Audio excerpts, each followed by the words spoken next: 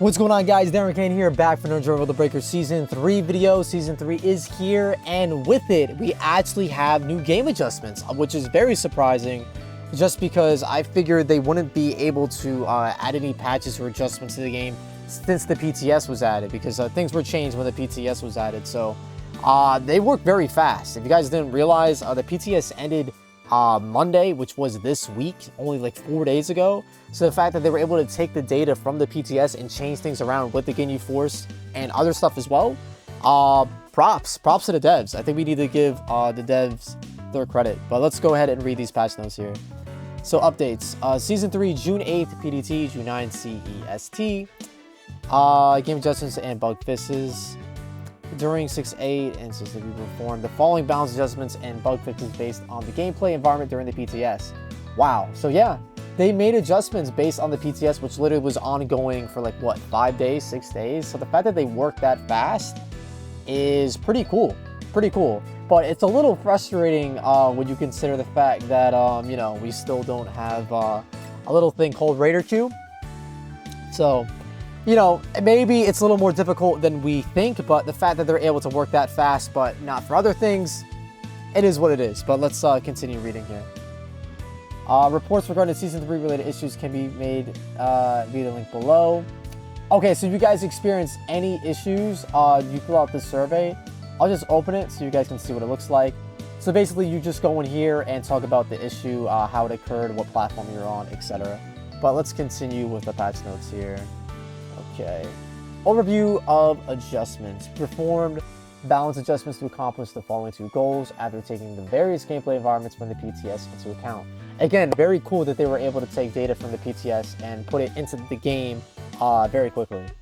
Lowering the high number of instances where raiders could not finish off survivors or destroy the activation system due to the addition of the knockback gauge. Really? Lowering the high number of instances where raiders could not finish survivors. So they adjusted the knockback gauge already. Wow. It was just added last week, so the fact that they're adjusting it already is pretty interesting. Made adjustments to the survivors' means of resistance while maintaining the power of Raider Ginyu Force's characteristics tag team playstyle. Made adjustments to the survivors' means of resistance. So does that mean that the Ginyu Force is going to deal less damage? They phrase that in a very odd way, but I feel like that's what it means. But you guys can let me know in the comments. They always phrase some of the patch stuff very strangely for some reason. All right, major in-game updates. Adjustments to the knockback gauge. Okay. Increase the amount the knockback gauge is lowered from rocket launcher, super rocket launcher, and Vegeta's glove. So this is a thing that a lot of you guys were complaining about. With the gauge, you guys were saying the basic rocket launcher was basically useless. So they're making it so the rocket launcher has a little more value when lowering the knockback gauge, including Vegeta's gloves as well. Basically, the only way to reduce the knockback gauge with items was with a super rocket launcher, because you get 3 rockets, right? All right, so they adjusted the knockback gauge to decrease to 0 when the raider is hit by the pod that's summoned from the SAIYAN Power Remote active skill. Okay, that's cool. So it gives pod an extra usage there. That's interesting. Increase the rate at which the raider's knockback gauge recovers after hitting 0. So it's going to recover faster. Increase the amount the knockback gauge is lowered from the super attacks listed below. So now the gauge is going to be decreased more by the Kamehameha, the Super Kamehameha, the Kaioken Kamehameha, the Warp. So basically all the Kamehameha variants. Spirit Bomb, Full Power Energy Wave, Full Power Energy Blast Volley. So a buff the volley, potentially? Slightly, I guess. Destructo this. Chain Destructo this block. Is this literally just every special super attack in the game? It looks like it. So I'm not gonna read every super attack in the game. You guys can let me know, but I'm fairly certain this is every super attack in the game, just because this is a very long list, and I don't know why they would leave out one super attack over another. Alright, decrease the amount the knockback gauge is lower from the super attacks listed below. Interesting. So they increased the knockback gauge from these super attacks, but lowered it from the Masenko and the Motionless Kamehameha. And I think the only reason why they did this is just because these moves are so spammable. Is Special Beam in here, actually? They increased the knockback? Actually, no, that makes sense. Increasing knockback gauge is good. that means that if you guys don't know what happens with the gauge, so if the Raider gets stunned and they're held in place, that means they could be hit by more super attacks if the gauge isn't expired, right? So that means that you could hit multiple special beams in like one stun. But now, say a special beam completely reduces the gauge, you'll get knocked back, meaning that you're not going to be able to land multiple special beams as easily. So this means they're decreasing the... Oh! So this means, so like how I was just talking about, you can't spam special beam like that when you do use a stun. That just means that you'll be able to spam Masenkos and motionless Kamehamehas more. Interesting, because motionless Kamehameha is actually really good. Okay.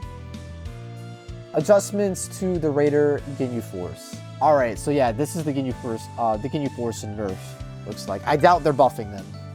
Extended the amount of time it takes for level 1 Goldo to reappear after using Time Freeze on a survivor while searching the area during his solo mission passive skill or after receiving an attack from a survivor. So basically this means if Goldo lives and he lands a Time Freeze on a survivor, he won't respawn for longer, basically. Lower the amount of damage dealt by level 2 Raccoon's close range attacks. Okay, I guess that means like his kicking active skills. Increase the, or maybe also his melee combos, potentially. Increase the amount of cooldown time for level 2 Raccoon Mach attack, super attack. So I believe that's his charge ability, the one where he like does the super charge and like shoots off really far. Lower the rate at which evolution energy increases for level 2 Raccoon and level 3 Jason Birders. This should be interesting passive skill. So basically you'll be leveling up passively slower with Jason and Raccoon. Interesting. Lower the amount of damage dealt by level 3 Jason Birders close range attacks. So I imagine this is the melee combat. Lower the amount of damage level 3 Jason Birders Crusher Ball super attack deals to survivors. Okay. So I'm gonna go ahead and show these super attacks in case you guys don't know what they are. So this is Raccoon's Mach attack. It takes a long time to use it, but it goes really, really far. It deals some decent damage. Sorry, I just wanted to double check what they did to it. So they increased the cooldown. They increased the cooldown. So I don't know what it was before. I think it might have been 15 seconds. So they upped it to 20 seconds. They increased it by 5. That's nothing crazy. And then they did the same thing for Crusher Ball. Crusher Ball, I think. Oh, they lowered the amount of damage. Okay. And they increased the cooldown for the Purple Comet Rush. Yeah, I think it used to be either 15 or 20, so now it's 30. So that's actually a pretty noticeable increase there. So let's keep reading. Okay.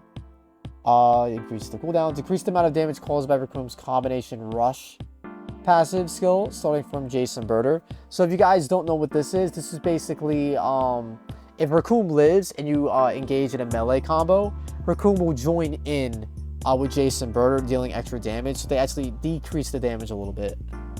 Decrease the amount of damage dealt by level 4 Ginyu's regular Ki Blast. That is a good move. His Ki Blasts are absolutely insane. They're really difficult to dodge. So decreasing the damage definitely makes sense. Slightly lower the accuracy rate of level 4 Ginyu's regular Ki Blast attacks. That is also really good because the spread of it was insane. Decrease the amount of damage dealt by level 4 Ginyu's Strong Jersey active skill. If you guys don't know what this is, I'll go ahead and show it to you. This is his active skill. So this is basically a kick similar to Raccoon's. It closes the distance from you to a survivor, which is pretty solid. So they just decrease the damage there a little bit, which is interesting. All right, moving along. Increase the cooldown time for level 4 Ginyu's Body Chain super attack. Yeah, I think it was something crazy like 15 seconds. And what did they up it to? They upped it to 30. That makes a lot of sense. Because you could just miss it and then like use it in like 5 seconds. It was absurd. So making this 30 definitely makes sense. Because if you guys don't know what this does, it reduces someone's dragon chains to level 1, downs them, and you take their transformation, right? It's absurdly strong. It's absurdly strong. So it having a longer cooldown does make sense. All right, so moving along, decrease the amount of damage dealt by level 4 Ginyu's Milky Cannon super attack. That makes a lot of sense. If you guys don't know the super attack, that's this one. And the super attack's damage is increased based on the amount of Ginyu Force members alive, specifically Jason Birder. A Whirlwind will spawn, and then Jace will shoot his Crusher Ball. So it's really, really strong. So it's definitely a wise decision that they nerfed that a little bit. Decrease the overall damage amount caused when Jason Birder's combination attack passive skill activates. Okay, so yeah, so not only they decreased Milky Canyon cannon at base and when Jason Birder are alive. And they decrease the damage boost of the teamwork passive skill. So that's when I believe I'm gonna double check that actually. So cancel survivors flurry. So basically, yeah, so this one does when you're melee comboing the raider, if Goldo's alive, if Rakum's alive, they will come in and disrupt the melee combo basically. So they reduce the damage on that as well. So last but not least, we have major bug fixes, and well, actually let me read other. Improve the speed at which Fortune Teller Baba ascends. Thank goodness, dude. They actually buffed Baba. Thank you. All right, so I'll showcase her again. See if they make Baba Gang actually useful, not a meme. Major bug fixes fixed an issue in which the raider was not knocked back when hit by the explosion from the fake death active skill. Ooh. Ooh. All right, so Bronx is going to like that because Bronx loves to use fake death. Fix various other minor bugs and issues. Thank you for listing them. Ongoing in-game issue. If the Battlesuit 1 costume is selected with Transfer Vegeta Super Saiyan, the game may lock. As the costume cannot normally be equipped with that transfer, we sincerely apologize for the inconvenience and ask for your patience as we work to resolve this issue. We will continue to strive to maintain an enjoyable playing environment for all players. We hope you continue to enjoy Dragon Ball The Breakers. So that seems like that is it for the patch. So this is the adjustments, and this is just the announcement of them being playable, right?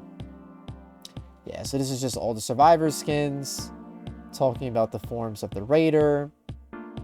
So this is just the descriptions of the skills and whatnot. So nothing new there.